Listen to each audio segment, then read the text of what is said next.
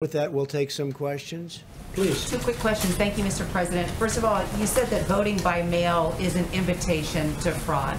Could you lay out and tell us exactly where the evidence is right now that mail-in ballots in Nevada and other states will lead to widespread fraud? Well, if you read, even the Washington Post had a terrible story on mail-in, and the New York Times, and many newspapers have had terrible stories. You see them all over the internet. They've had some just horrible stories on mail-in ballots. You look at Arizona, you don't even have to have, as you know, they have a provision where they don't have to check signatures. So you sign it and you could have a totally different signature. It's okay. It won't be approved. They have the right to go 7 days after the election for approval. So you're not even going to know who won the state of Nevada. Oh, you were talking about Nevada. Oh, I just wanted to point out we did call Nevada's Secretary of State's Office Election Division, and the spokeswoman there said that that simply isn't true, Mr. President, and that Nevada will continue to check ballot signatures against voter registration cards. It's done at the county level. Okay, but that's not what they said when they approved it. They said they're not going to check signatures. They're not going to be able to, and their machinery, which is old, doesn't allow them to. So they're going to be. It's going to be physically impossible for them to do that, especially in a short period of time. In addition, you have the November 3rd election, and they're allowed to count votes until 7 days after the election. So what does that mean? If Nevada, which is a big state and a great state, a state I like very much, and I think we're going to do very well there, are we going to wait a week after November 3rd if it comes down to Nevada, which it could very well? I don't think so. I don't think it's appropriate.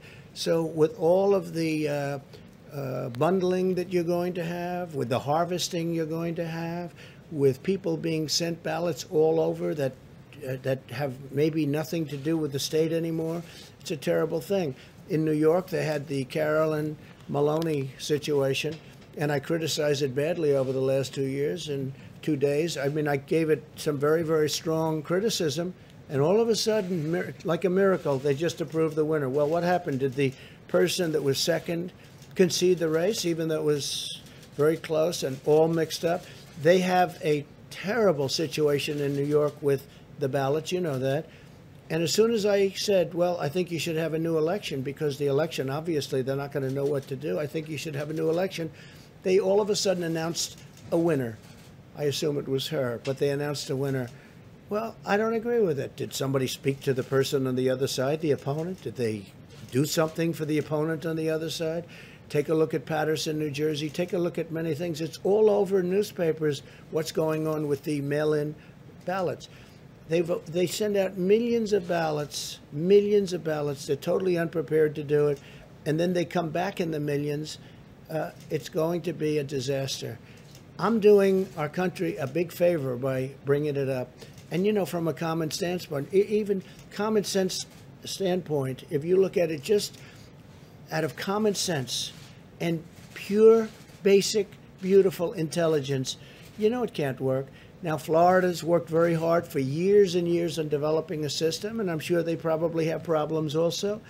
But absentee ballots are different than mail-in ballots, what you call universal mail-in ballots. Are much different. You have to apply for it. You have to do different things, and it's a much better system, and it's a system that can be reasonably accurate. But there's no system like going to the poll and voting. So I would like to find out why all of a sudden, out of nowhere, in the midst of all of this grief, why is it that they approved the New York race while you asked that question? Race, sir, there's no evidence of widespread voter fraud Which one? there. Oh, really? Well, then you're reading a different newspaper than me. Go ahead, please. The delivery and the postmark. Go ahead, please. Go. Sir, you said in an interview this morning on the coronavirus